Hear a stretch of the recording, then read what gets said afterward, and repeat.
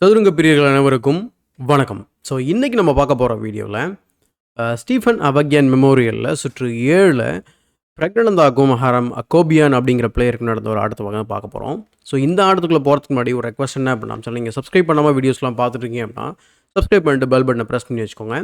இப்போ இந்த கேமை பார்க்கலாம் வாங்க. ஸோ இந்த கேமில் அக்கோபியான் அப்படிங்கிற பிளேயர் வந்து ஒயிட் பீச்சஸ் வந்து ஹேண்டில் பண்ணுறாரு அண்ட் பிரக்னானந்தா வந்து பிளாக் பீஸ் வந்து ஹேண்டில் பண்ணுறாரு. ஸோ இந்த கேமை நம்ம வந்து பிரக்கோட பெர்ஸ்பெக்ட்லேருந்து பார்த்தோம் அப்படின்னா கேம் ரொம்ப பெட்டராக இருக்கும் நம்ம புரிஞ்சுக்கிறதுக்கு.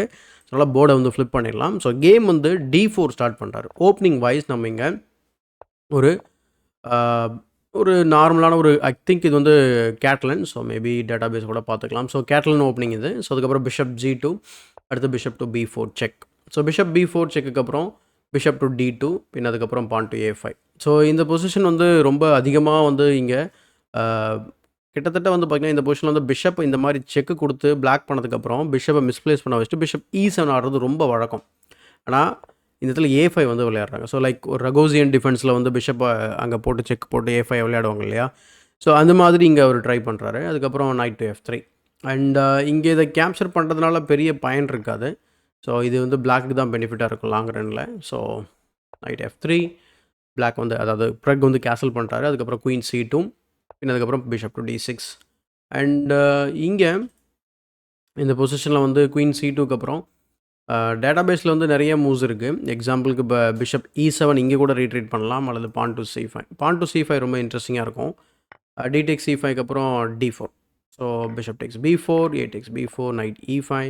ஸோ கிட்டத்தட்ட வந்து ஒயிட்டை வந்து கேன்சல் பண்ண விடாமல் அந்த அளவுக்கு தடுக்கிறதுக்கான ஒரு வாய்ப்பு இருக்குது. இந்த பானை அவங்க விடாமல் சேஸ் பண்ணிகிட்டே இருந்தாங்க அப்படின்னா ஸோ இந்த மாதிரி குயின் E5 செக்கை போட்டு கடைசியாக ரொம்ப இன்ட்ரெஸ்டிங்கான லைனு. ஸோ ஓப்பனிங் இன்ட்ரெஸ்டாக இருக்கும் உங்களுக்கு. இந்த லைன்லாம் வந்து ஹெல்ப்ஃபுல்லாக இருக்கும். ஸோ C5 பட் கேமில் வந்து bishop D6, bishop to G5, night D7, அதுக்கப்புறம் கேசல்ஸ்க்கு அப்புறம் H6. ஸோ வந்து பிஷப்பை கொடுத்ததுக்கப்புறம் knight C3 and then pawn to C6. So என்னென்னா இப்போ பிஷப் பேரோ அவுட் ஆஃப் த ஓப்பனிங்கில் என்ன வந்து இவருக்கு டிஃப்ரென்ஸ் கிடச்சிருக்கு, அதாவது இம்பேலன்ஸ் என்ன கிடச்சிருக்கு அப்படின்னு பார்க்கும்போது ப்ரக்கு கிட்ட வந்து பார்த்திங்கன்னா பிஷப் பேர் இருக்குது. ஸோ இந்த பிஷப் பேர் வந்து எப்படி வந்து மிடில் கேம்லையும் என் கேம்லையும் ஹெல்ப் பண்ண போகுது அப்படிங்கிறது தான். அண்ட் நீங்கள் லைட் ஸ்கொயரில் இந்த பான்லாம் ஃபிக்ஸ் பண்ணி வச்சுருக்கிறதுனால இந்த பிஷப் எப்படி டெவலப் பண்ண போகிறாரு அப்படிங்கிறது ரொம்ப என்ன சொல்கிறது இன்ட்ரெஸ்டிங்காகவும் இருக்கும். ப்ளஸ் நம்மளும் அது மாதிரி யூஸ் பண்ணலாம். ஆனால் இங்கே ஒயிட் என்ன பண்ணுறாரு, இமீடியட்டாக E4 போடுறாரு. இதனால் என்ன ஆகுது அப்படின்னா சீரீஸ் ஆஃப் ட்ரே நடக்குது. அதுக்கப்புறம் pawn to C5. So all of a sudden வந்து பார்த்திங்கன்னா சென்டர் வந்து உடையுது. நீங்கள் வந்து பிஷப் பேர் வச்சுருக்கும்போது ரொம்ப முக்கியமான ஸ்ட்ராட்டஜி வந்து பார்த்திங்கன்னா மிடில் கேமில் இந்த சென்டரில் இருக்கக்கூடிய 4 பான்ஸ் இருக்கக்கூடாது ஆக்சுவலாக. அப்படி இல்லாமல் இருந்தால் தான் உங்களுடைய பிஷப் பேர் வந்து ரொம்ப எஃபெக்டிவாக இருக்கும். அதுக்காக தான் வந்து சென்டரை வந்து பிரேக் பண்ணுறாரு. ஸோ குயின் C7, பின் அதுக்கப்புறம் rook FE1, rook A6. So இன்ட்ரெஸ்டிங்கான ரூக் லெஃப்ட்டு. ஸோ ரூக்கை கனெக்ட் பண்ணாமலே ரூக் ஆக்டிவேட் பண்ணிடுறாரு. Pawn to D5 and E takes D5க்கு அப்புறம் இந்த இடத்துல வந்து பானால் வெட்டாமல் வந்து அவர் ஆக்சுவலாக குயினால் வெட்டுவார். ஏன் பானால் வெட்டக்கூடாது அப்படின்னா இமீடியட்டாக B5 ஆட முடியும். அண்ட் தென் ஆல்ரெடி நமக்கு வந்து பிஷப் பேர் இருக்குது. இந்த பான் வீக் பான். ஸோ அடுத்து நம்ம வந்து ரூக்கை வந்து இந்த பக்கம் ஸ்விங் பண்ணிக்கலாம். இந்த D பானை வந்து டார்கெட் பண்ணலாம். ப்ளஸ் மெஜாரிட்டியை வந்து ஈஸியாக ப்ரூஃப் பண்ண முடியும் குயின் சைடில். ஸோ அதனால் வந்து பார்த்திங்கன்னா ஸ்ட்ராட்டஜிக்கலி லூசிங் கேம்னு சொல்லலாம். ஸோ அதனால தான் குயின் டேக்ஸ் D5. ஆனால் இங்கே டபுள் அட்டாக் இருக்குது. ஸோ அதனால் ரொம்ப கேர்ஃபுல்லாக இருக்கணும். ஸோ ஃபஸ்ட்டு பிஷப் வந்து E7 போடுறாரு. அண்ட் இங்கே பிஷப் E6 வந்து தாராளமாக நீங்கள் டெவலப் பண்ணுறதுனா பண்ணலாம். ஸோ இங்கே கம்ப்யூட்டர் வந்து ரூக் இன்ட்டு E6 கன்சிடர் பண்ணுது. ஸோ இந்த மாதிரி ஒரு இம்பேலன்ஸ். பட் பிஷப் E7 ஏன் அப்படின்னா இந்த பிஷப் பேர் வந்து அந்த பொசிஷன் ஆல்மோஸ்ட் இப்போ ஓப்பன் ஆக போகுது. ஸோ பிஷப் பேரை வந்து நம்ம வந்து எடுத்துடணும் அப்படிங்கிறது தான் idea. So queen E5 and then rook D6 and then rook to D5 and இந்த பொசிஷனில் வந்து ஒரு பிஷப் E6 போடுறாரு. ஏன்னா குயின் இன்ட்டு E7 வந்து இங்கே அண்ட் இந்த பொசிஷனில் வந்து குயின் டெக்ஸ் E7 வந்து ஆட முடியாது. பேக் எனக்கு வீக்னஸ் இருக்குது. Rook into E7 and then bishop F1, bishop S3, night E1. So இந்த மாதிரி வந்து கேம் கண்டினியூ ஆகும். பட் உங்களுக்கு வந்து அதில் ஒரு பீஸ் வந்து ட்ராப் ஆகிடும். ஸோ அந்த காரணத்தினால bishop E6, rook into C5 ஒரு பான் ட்ராப் ஆகுது. வேறு வழியில் இல்லை, டாக்டிக்கலாக அந்த பொசிஷனில் ஒன்றும் பண்ண முடியாது. பானை விட்டு கொடுத்து தான் பொசிஷன் ஹோல்ட் பண்ணணும். பட் அது டெம்பரரி தான். ஏன்னா பிஷப் பேர் வந்து பார்த்திங்கன்னா ஸோ ரொம்ப எஃபெக்டிவாக இருக்கும். இன்னும் கொஞ்சம் நேரத்தில் அது உங்களுக்கு புரியும். Queen D8, queen E2 and then bishop F6. So already B2ல ப்ரெஷர் பண்ணுறாரு. ரூக் B5 போட்டு டிஃபெண்ட் பண்ணுறாரு. பின் அதுக்கப்புறம் B6. So B7 undefended. So pawn to C5. So என்னென்னா பிளாக்கும் வந்து ஒயிட்டும் வந்து பார்த்திங்கன்னா இந்த ஸ்ட்ரக்சர் வந்து உடைக்கிறதுக்கு C5 வந்து போட்டு அந்த ஒரு இம்பேலன்ஸ் வந்து க்ரியேட் பண்ணுறாங்க. And then rook take C5. இப்போதைக்கு வந்து ப்ரக் வந்து ஒரு பான் டவுனில் இருக்கிறாரு. அண்ட் கிளாக் சிச்சுவேஷன் நீங்கள் பார்க்கும்போது இது வந்து 90+30 தான் இந்த கேமு. ஸோ 36 மினிட்ஸ் இருக்குது பிறகுக்கு அண்ட் ஆப்போனண்ட் வந்து பார்த்தீங்கன்னா 14 மினிட்ஸ் இருக்குது. A4 அண்ட் தென் இங்கே நீங்கள் பிஷப் இன்ட்டு A2 ஆட முடியாது. ஆடினீங்க அப்படின்னா B4. ஸோ பிஷப் காப்பாற்றினீங்கன்னா B into A5 and then so உங்களுக்கு வந்து பார்த்தீங்கன்னா இந்த பான் திரும்ப அந்த பிரச்சனையை உண்டு பண்ண வாய்ப்பு நிறைய இருக்குது. ஸோ பேக்கப்புக்கு okay bishop is covering that square. But இருந்தாலும் இந்த மாதிரி ரிஸ்க் எடுக்கக்கூடாதுன்றது அவர் ஃபஸ்ட்டு A4 விளையாடுறாரு. பின் அதுக்கப்புறம் B3. B3 அப்போது அவர் வந்து A3யும் அட்வான்ஸ் பண்ணுறாரு. என்னென்னா இப்போ நீங்கள் வந்து கேப்சர் பண்ணும்போது A takes B3 bishop takes B3. So அதுக்கப்புறம் H4 கேம் வந்து இப்படி கண்டினியூ பண்ணலாம். பட் ஃபார் சம் ரீசன் அவர் வந்து A3 போயிடுறாரு. ஸோ ஃபஸ்ட் என்னென்னா இந்த பானை வந்து ஃபிக்ஸ் பண்ணுறாரு. ஃபிக்ஸ் பண்ணிவிட்டு இந்த பானை வந்து டார்கெட் பண்ண முடியும் அப்படின்னு சொல்லி அவர் நினைக்கிறாரு. ஏன்னா இந்த நைட் மட்டும் இங்கே இல்லைன்னு வச்சுக்கோங்களேன், ஈஸியாக நம்ம வந்து இந்த இன்ஃபில்ட்ரேஷன் நடக்கும். ஸோ பார்க்கலாம். Queen C2, queen B6, bishop F1 and then rook F D8 doubling the rooks, rook B5, queen C6, queen trade நடக்குது. அதுக்கப்புறம் rook into C6 and then rook A5. அதுக்கப்புறம் பிஷப் டு B2 போயிட்டு அந்த பானை பாதுகாப்பு கொடுக்குறாரு. And bishop C3யுமே இங்கே விளையாடலாம். So bishop C3, rook into E6 and then rook into E6, rook into A3, so rook E8. So game வந்து ஈக்குவலாக போகும். But bishop to B2, rook A7, அதுக்கப்புறம் rook to C2 போகிறாரு. பின் அதுக்கப்புறம் பிஷப் டு C4. இங்கே வந்து அந்த pair of bishop வந்து ட்ரேட் பண்ணிடுறாரு மேனேஜ் பண்ணி. அதுக்கப்புறம் பிஷப் C3 அண்ட் இங்கே rook into C4 நம்ம டேரெக்டாக விளையாடுறதுனால விளையாடலாம். ஆனால் இங்கே இந்த டபுளிங் இஷ்யூ இருக்குது 7th ரேங்க்கில். ஸோ இது ஒரு பிரச்சனையாக இருக்குமோ அப்படின்னு நினச்சி அவர் வந்து இதை பண்ணலை. கண்டிப்பாக வந்து ஆக்டிவான ரூக் யாரும் அலோவ் பண்ண விருப்பப்பட மாட்டாங்க எந்த லெவல்லையும் சரி. ஸோ அதனால தான் அவர் இந்த லைன் வந்து போகலை. ஸோ பிஷப் C3 பின் அதுக்கப்புறம் rook to B1 அண்ட் இந்த பொசிஷனில் இப்போயே நம்ம வந்து rook E7 ஆட முடியாதான்னு பார்த்தா இங்கே ஒரு அற்புதமான ஒரு வேரியேஷன் வந்து நான் வந்து உங்களுக்கு காமிக்கிறேன். pawn to G5. என்னங்க F7 அட்டாக்ல இருக்குது, நீங்கள் என்னமோ G5ன்னு சொல்லிட்டுருக்கீங்கன்னு பார்த்தா நீங்கள் F7ல் வந்து நீங்கள் கேப்சர் பண்ணிட்டீங்க அப்படின்னா you are losing the game on the spot. எக்ஸாம்பிளுக்கு G4, knight H4 natural move and then rook to D1 check. செக்குக்கு அப்புறம் நீங்கள் கிங் G2 ஆடணும். அதுக்கப்புறம் bishop to D4 gaining the time plus F2 attack பண்ணுறோம். சரின்னு சொல்லிட்டு நீங்கள் இந்த மாதிரி விளையாடினா கூட rook D2 இருக்குது. அதுக்கப்புறம் நைட் டு G6 மேபி ஏதாவது ஒரு மேட்டிங் நெட் வந்து நீங்கள் க்ரியேட் பண்ணலாம். எக்ஸாம்பிள் இந்த மாதிரி. பட் இங்கே என்ன இஷ்யூ அப்படின்னா rook takes F2, rook takes F2, rook takes F2 and then king to G1, rook D2 discovered check and then நம்ம 2 பான் இல்லை எல்லா பானையும் வெட்டிட்டு குயின் பண்ணிடலாம். ஸோ இந்த மாதிரி. ஸோ எண்ட் ஆஃப் த வேரியேஷனில் black is winning the game. So அந்த காரணத்தினால இந்த பொசிஷனில் வந்து ஒரு இன்ட்ரெஸ்டிங்கான மூவ் இந்த rook E7 வந்தாங்க அப்படின்னு சொன்னாக்கா. பட் இந்த பிரச்சனையை புரிஞ்சுக்கிட்டு தான் அவர் வந்து இந்த மாதிரி போகிறார். ஏன்னா எல்லாருக்கும் தோணும் ரொம்ப நேச்சுரலான மூவ் ஆச்சு, ஏன் இது வந்து ஆடலை அப்படின்னு சொல்லிட்டு. ஸோ அதுக்கு மெயின் ரீசன் அதுதான். rook into A2 and then அந்த பான் எக்ஸ்ட்ரா அந்த பானை வந்து வெட்டிடுறாரு. ஆனால் இப்போது பெரிய இம்பேலன்ஸ் என்ன அப்படின்னு பார்க்கும்போது ஒரு பாஸ் பான் ஜஸ்ட்டு 2 மூவில் வந்து குயின் பண்ணக்கூடிய ஒரு பாஸ் பான் வந்து ரெடியாக இருக்குது. ஸோ பிஷப் B2 இங்கே செக்கு கொடுத்துட்டு பானை அட்வான்ஸ் பண்ண பார்க்குறாரு. ஸோ அதனால் king G2, rook C8, night to E1. இதுதான் வந்து ஆக்சுவலாக first and last mistake of the game அப்படின்னு சொல்லலாம்.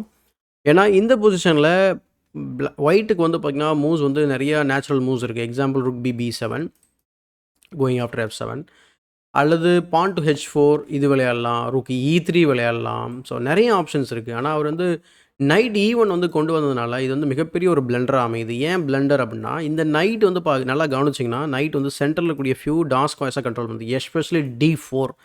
அப்போ நைட் இல்லாத போது என்ன ஆகும் அப்படின்னா இந்த டெம்போ கெய்னிங் மூவ் வந்து வருது. அது மட்டும் இல்லாமல் F2ல் ஆல்ரெடி ஒரு எக்ஸ்ரே இருக்குது. ஸோ இதனால தான் இது பெரிய பிளண்டராக அமையுது. ஸோ இது விளையாடின உடனே பிஷப் D4 போட்டுறாரு.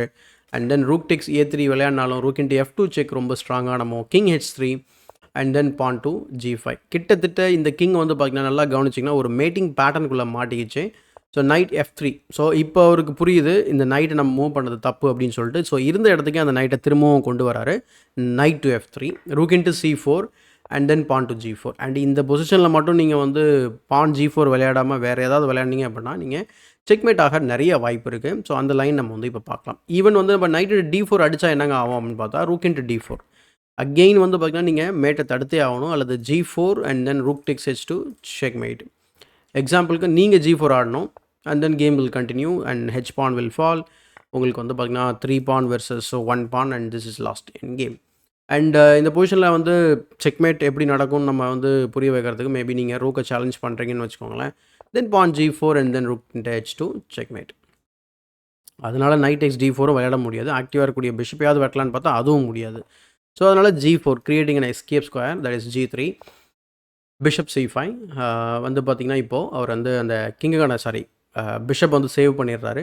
அண்ட் சேவ் பண்ணதுக்கப்புறம் கிங் G3 அண்ட் இந்த பொசிஷனில் வந்து நம்ம இந்த பிஷப் வந்து அட்டாக் பண்ணலாமா? ஜஸ்ட்டு மூவ் பண்ணி நம்ம அட்டாக் பண்ண வாய்ப்பு இருக்குமான்னு பார்த்தா கண்டிப்பாக பண்ண முடியாது. ஏன்னா bishop D6 threatening it's not a threat but knight is guarding. இப்போ என்ன நடக்குது அப்படிங்கிறத பாருங்கள். தமிழில் பார்த்த பொசிஷன் இதுதான். So rook D5 bishop F4 and then rook D3 rook C2 threatening mate in 2. So no matter what, so rook BC3 just a random move and then rook sacrifice followed by rook takes rook checkmate. Otherwise நீங்கள் இங்கே ரூக்கை sacrifice பண்ணி இந்த மாதிரியும் checkmate பண்ணலாம். So இதுதான் நம்ம தமிழில் பார்த்தது. ஸோ இது எல்லாத்தையும் தடுக்கிறதுக்காக தான் அவர் வந்து G4 போட்டு கிங்கை G3 போடுறாரு. ஸோ இப்போ அந்த மூவ் உங்களுக்கு புரிஞ்சிருக்குன்னு நினைக்கிறேன். So bishop A3 king takes F2 and then bishop C5 check king G3 bishop D6 check and then pawn to F5.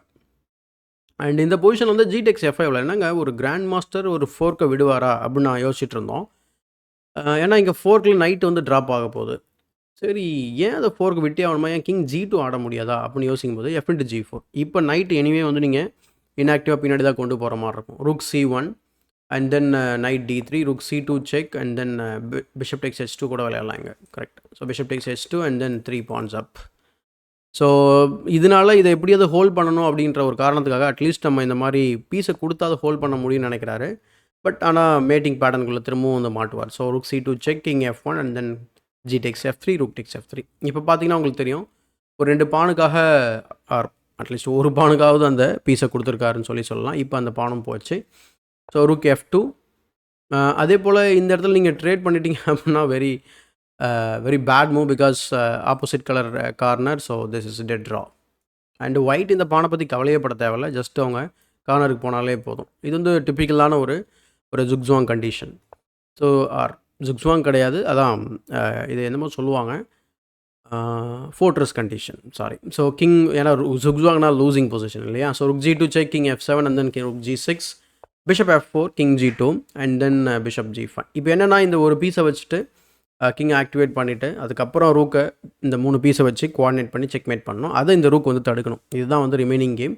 So இது எல்லாத்தையும் அவர் 9 நிமிஷத்தில் பண்ணணும். இவர் இது எல்லாத்தையும் 19 நிமிஷத்தில் பண்ணணும். பார்க்கலாம். So rook A6 rook F4 rook A5 king F6 threatening the pawn now. So king G3 and again capture பண்ணிங்க அப்படின்னா ஞாபகம் இருக்கு இல்லையா? So opposite colour corner. So it's a draw.